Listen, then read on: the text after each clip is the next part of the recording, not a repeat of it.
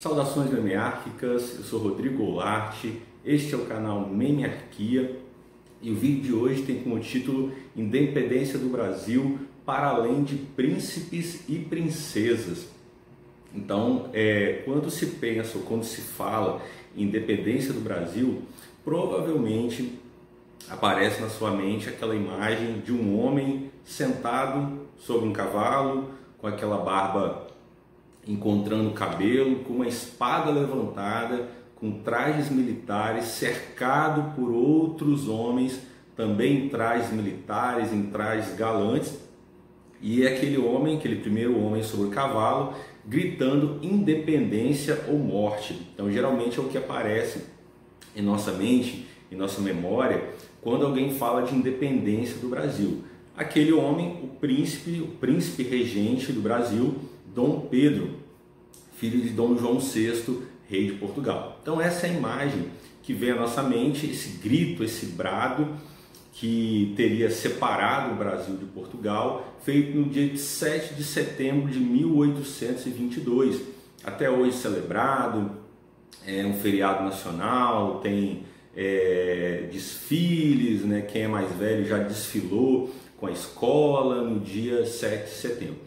Então é a data que é lembrada como a separação política entre Brasil e Portugal.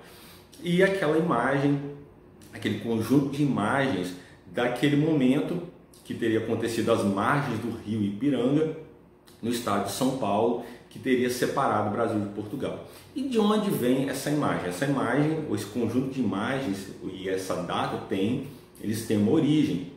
E a origem, pelo menos das imagens, está num quadro muito grande, que hoje está lá no Museu de Ipiranga, em São Paulo, que foi pintado por um indivíduo chamado Pedro Américo no ano de 1888.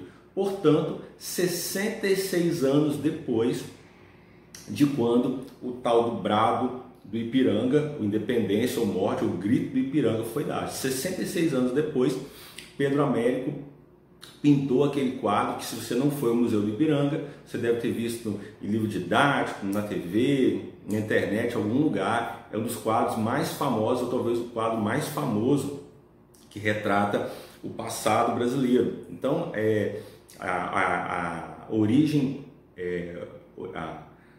originalmente, esse conjunto de imagens que temos da independência vem daquele quadro. Certamente, quando eu falei, eu descrevi, ele veio à sua memória. Lá o Dom Pedro cercado de cavaleiros e tal, tem um sujeitinho com uns boi do lado pensando: o que está acontecendo? Esse quadro mesmo, que é o quadro que retrataria o grito de Ipiranga.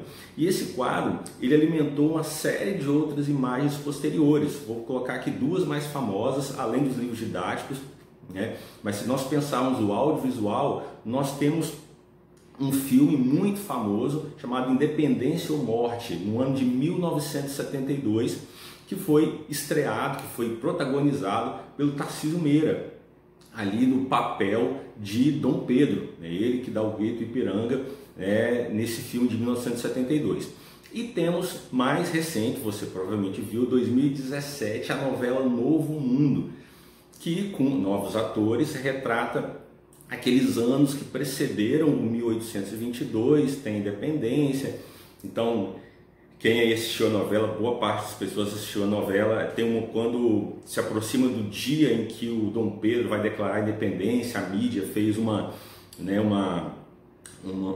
propaganda em torno desse dia, como sendo um momento, da mesma forma como lembramos do quadro lá do filme do Tarcísio Meira, de 1972, aparece lá Dom Pedro no cavalo cercado, e tem o pessoal, os pobres em volta, os pretos e pardos, brancos pobres também olhando Dom Pedro proclamando a independência. Então, isso alimenta a nossa memória visual sobre o que foi a independência do Brasil. E essa memória, ela tem como característica circular personagens do poder. Dom Pedro, a sua esposa, o Bonifácio, Dom João VI, como se apenas as intrigas, os encontros e desencontros entre esses personagens do poder que teriam definido a independência. Então, nessas memórias, tanto no quadro, no filme, na novela e outras representações, a independência sempre foi resultado de uma ação de meia dúzia de pessoas ligadas à realeza. Dom Pedro, sua família, políticos como Bonifácio que estão ali em volta. E até outras memórias construídas que tentam desconstruir essa memória anterior repetem isso. Então tem lá, alguém fala, será que Dom Pedro estava num cavalo? Não, era uma mula. Dom Pedro não estava em traje de gala. Dom Pedro estava com diarreia. Quem assinou o papelzinho lá, o documento, foi Dom Pedro, foi a mulher de Dom Pedro. E sempre volta em torno dos personagens ligados ao poder. Mesmo, independente se Dom Pedro estava montado num cavalo, numa mula, no lombo do Bonifácio, são os mesmos personagens, só troca o cavalo pela mula ou o lombo do Bonifácio, mas são os mesmos personagens. Os personagens ligados ao poder real, à realeza. E esses personagens, obviamente, estavam e tiveram importância na independência. Nós não podemos negar isso, o papel do Dom Pedro, da sua esposa, Dom João VI, Bonifácio. Só que a independência, ela foi se nós a compararmos com o teatro, ela teve muito mais personagens para além dessa meia dúzia de pessoas, que também atuaram e foram decisivos para a independência se efetivar. Ou seja, a independência ela não foi fruto de um suposto grito que teria sido dado no dia 7 de setembro, porque se sabe que o 7 de setembro, nos primeiros anos do Império, ele nem era celebrado como dia da independência. Se nós olharmos a documentação, o dia da independência, até 1826, era considerado o dia 12 de outubro, que foi o dia da aclamação de Dom Pedro Imperador. Só em 1826 que sai um relato do padre Belchior narrando o que ele teria testemunhado e que traz o 7 de setembro, em 1826, como data. Até então, 4 anos depois da independência, o 7 de setembro não era mencionado em documentos, em jornais, em nada. Foi posterior isso. E também, se nós ficarmos debatendo, é 7, não foi 7, foi 8, nós voltamos em torno, como se Dom Pedro sozinho, com o seu cavalo ou com Bonifácio, tivessem proclamado a independência. Nós voltamos àquela história dos heróis, a história dos homens importantes, como se outros não estivessem ao redor. Então nós podemos citar ou caminhar para além dessa memória dos heróis ou dos homens importantes ou da realeza e identificar outros indivíduos, outros sujeitos que foram fundamentais para que a independência fosse efetiva. Não bastou um grito e assinar um documento, ela teve que se efetivar. E que pessoas foram essas? Eu vou gravar um outro vídeo em continuação a isso, mas neste agora eu vou citar outros homens, outros sujeitos do poder que foram fundamentais para que a independência acontecesse ou para que a independência se efetivasse. Basicamente estou falando de quem? Das classes dominantes do Brasil no início do século XIX. Classes, principalmente aqueles grupos dominantes ou classes dominantes ligados ao grande comércio, aos chamados homens de grosso trato, de grossa aventura, que eram homens ligados ao comércio externo. Homens de muito dinheiro, ligados à grande propriedade e ligados a cargos poderosos também, ou presencialmente, ou pelos seus genros, ou aparentados, ou filhos que estavam nesse cargo, mas de qualquer forma eram homens do poder, tanto econômico e também se ligavam ao poder político em torno da realeza, de alguma maneira. Então esses homens foram fundamentais, esses homens que estavam tanto no atual Sudeste, nas províncias de São Paulo, Rio, Minas Gerais, e homens também ligados ao grande comércio em outras províncias, no norte, no extremo norte, mais ao sul. Esses homens foram fundamentais para que a independência ela se efetivasse.